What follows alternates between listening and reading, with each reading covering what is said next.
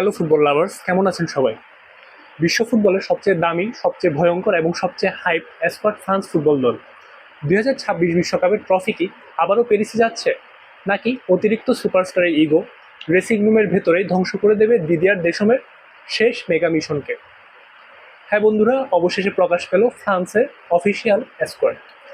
তবে এই দলে এদুয়ার্দো কামাভিঙ্গার মতো মেগা স্টারদের বাদ পড়া আর একঝাঁক আনকোড়া তরুণের অন্তর্ভুক্তি কাঁপিয়ে দিয়েছে পুরো সোশ্যাল মিডিয়া, পুরো ফুটবল বিশ্বকে। আজকের ভিডিওতে আমরা ফ্রান্সের এই 26 জনের ফুটবলারের পায়ের জাদু, তাদের ভেতরের শক্তি, মাঠের দুর্বলতা এবং এই স্কোয়াডের আসল ডার্ক সাইড নিয়ে বিশ্লেষণ করব। আপনি যদি ফুটবল প্রেমী হন, তবে এই মেগা রিভিউ মিস করা আপনার জন্য অনেক বড় লস হবে। তাই এখনই ভিডিওতে একটি লাইক দিয়ে দিন আর সাবস্ক্রাইব করে চলুন ভিডিও শুরু করা যায়। তো বন্ধুরা, প্রথমে কথা বলা যাক গোলপোস্টের নিচের দেয়াল নিয়ে। হুগো লরিস বিদায় নেওয়ার পর ফ্রান্সের 1 নম্বর জার্সিটা কার তা নিয়ে কিন্তু কোনো সন্দেহ নেই। মাইক মাইনিয়ান সেই বর্তমানে ফ্রান্সের 1 নম্বর গোলকিপার। এসি মিলানের এই দেয়াল রিফ্লেক্স এবং লং বল ডিস্ট্রিবিউশনে এই মুহূর্তে বিশ্বসেরাদের একজন। বিশেষ করে পেনাল্টি শুট আউটে তার মনস্তাত্ত্বিক ক্ষমতা অবিশ্বাস্য। তিনি এই দলের অকাট্য 1 নম্বর কিপার। তবে মাইনিয়ানের সবচেয়ে বড় শত্রু তার নিজের শরীর। তার ইনজুরি প্রবণতা অনেক বেশি, যা টুর্নামেন্টের মাঝে ফ্রান্সের জন্য বড় রিস্ক। ফ্রান্সের সেকেন্ড ব্যাকআপ গোলকিপার হলো ব্রিস সম্বা, চরম অভিজ্ঞ একজন গোলকিপার। 1 ভার্সেস 1 সিচুয়েশনে মাথা ঠান্ডা রেখে গোল লাইন আগলে রাখতে পারেন তিনি। তবে তার দুর্বলতার কিছু দিক রয়েছে। হাই প্রেশার ম্যাচে মাঝে মধ্যে পজিশনিংয়ে তিনি ভুল করে বসেন। বক্সে অহেতুক এগিয়ে আসার একটা বাজে প্রবণতা আছে তার মাঝে। ফ্রান্সের 3 নম্বর ব্যাকআপ গোলকিপার হলেন রবিন রিজার। 21 বছর বয়সী এই তরুণ কিপারের হাইট এবং এরিয়াল বল গ্রিপিং দারুণ।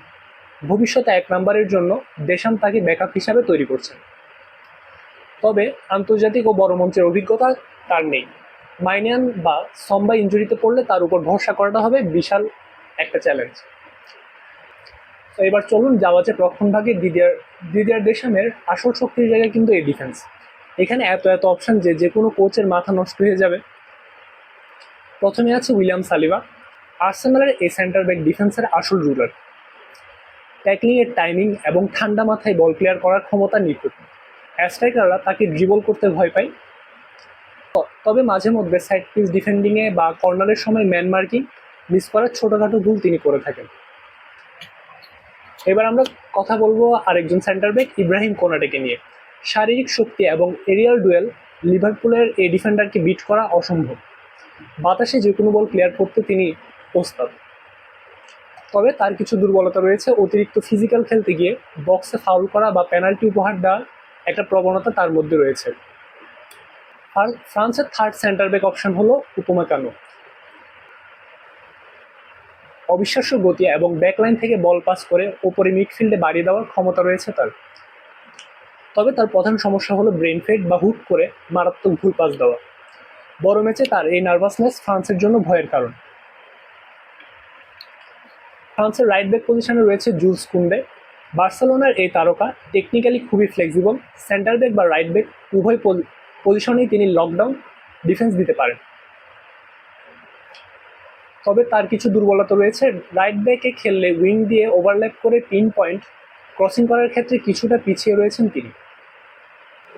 এছাড়াও ডিফেন্সে রয়েছে থিও হার্নান্দেজ। তিনি উইং ধরে ওভারল্যাপ এবং আক্রমণে গতি যোগ করায় তার কোনো বিকল্প নেই।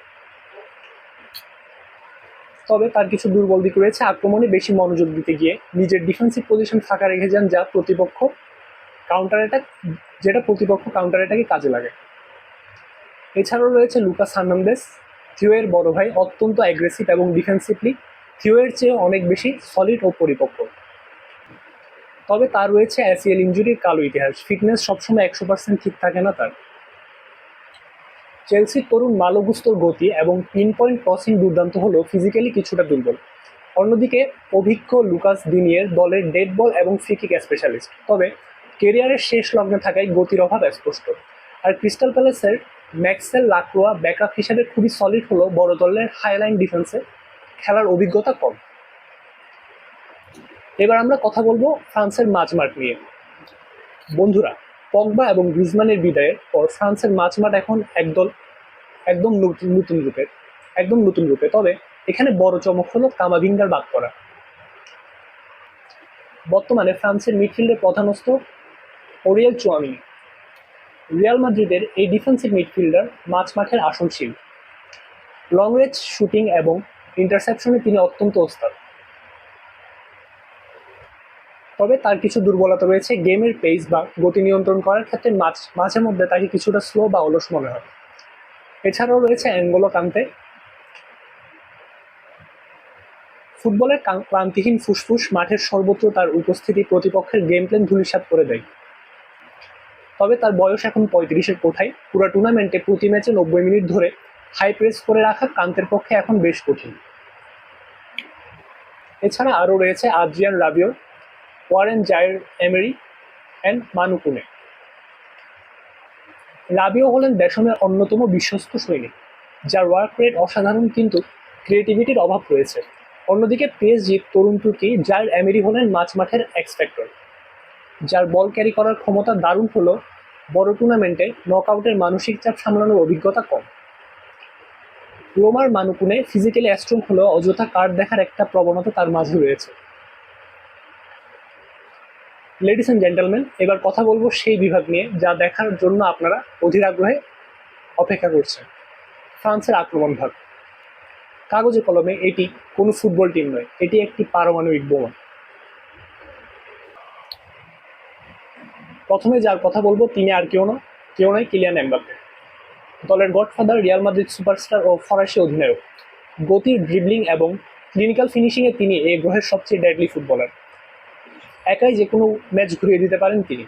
আমরা দেখেছি গত বিশ্বকাপে কিলিয়ান এমবাপ্পের সেই ঐতিহাসিক ফাইনালের কথা। তিনি অলমোস্ট একাই জিতিয়ে দিয়েছিলেন আর্জেন্টিনার বিপক্ষে ফ্রান্সকে।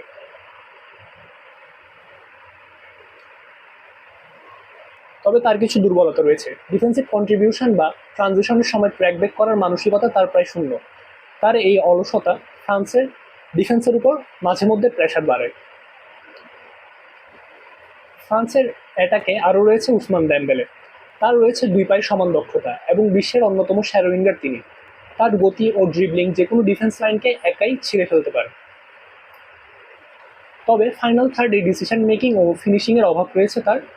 অবিশ্বাস্য ড্রিবলিং করার পর শর্ট গোল পোস্টের অনেক উপর দিয়ে মারার জন্য তিনি প্রায়ই ট্রোলড হন।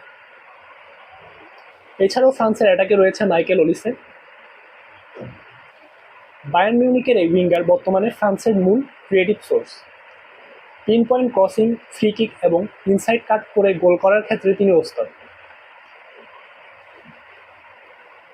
তবে ফিজিক্যালি তিনি কিছুটা নরম, কড়া ডিফেন্ডারদের কড়া ট্যাকেলের সামনে পড়লে মাঝে মধ্যে খেয়ে হারিয়ে ফেলেন তিনি।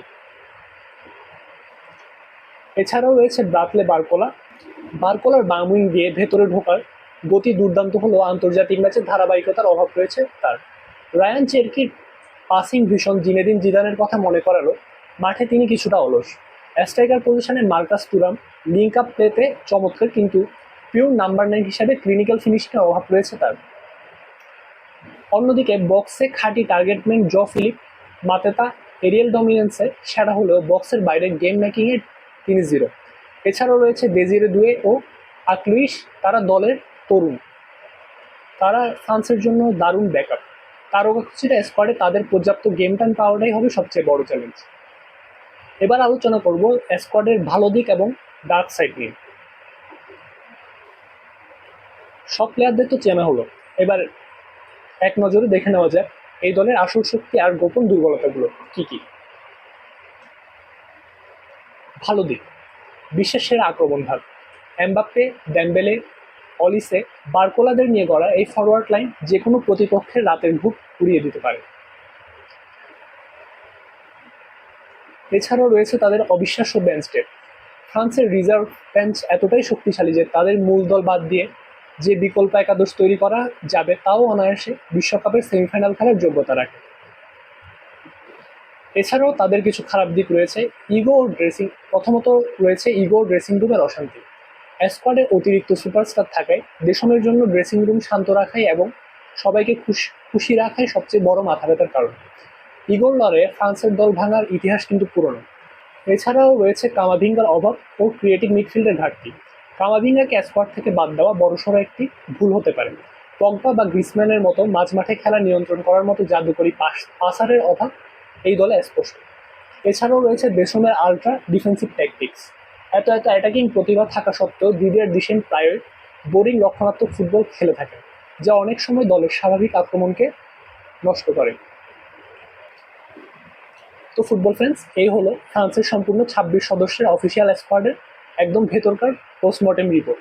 কাগজে কলমে তারা নিঃসন্দেহে ২০২৬ বিশ্বকাপের হট ফেভারিট, কিন্তু মাঠের খেলায় দেশমের এই রক্ষণাত্মক টেকটিক্স আর খেলোয়াড়দের ভেতরের ইগো কি ফ্রান্সকে আবারও বিশ্বসেরা বানাতে পারবে, নাকি এবারও ট্রফি অন্য কারো ঘরে চলে যাবে? আপনাদের কি মনে হয় ফ্রান্সের সম্ভাব্য স্টার্টিং 11 কেমন হওয়া উচিত? নিচে কমেন্ট বক্সে আপনার মতামত দিন ঝটপট। ভিডিওটি ভালো লাগলে লাইক করুন, বন্ধুদের সাথে প্রচুর শেয়ার করুন এবং ফুটবল বিশ্বের এমন নিখুঁত ও গভীর বিশ্লেষণ সবার আগে পেতে আমাদের এই চ্যানেলটি সাবস্ক্রাইব করুন। দেখা হচ্ছে পরবর্তী কোনো ধামাকা ভিডিওতে। Till then, take care, bye by.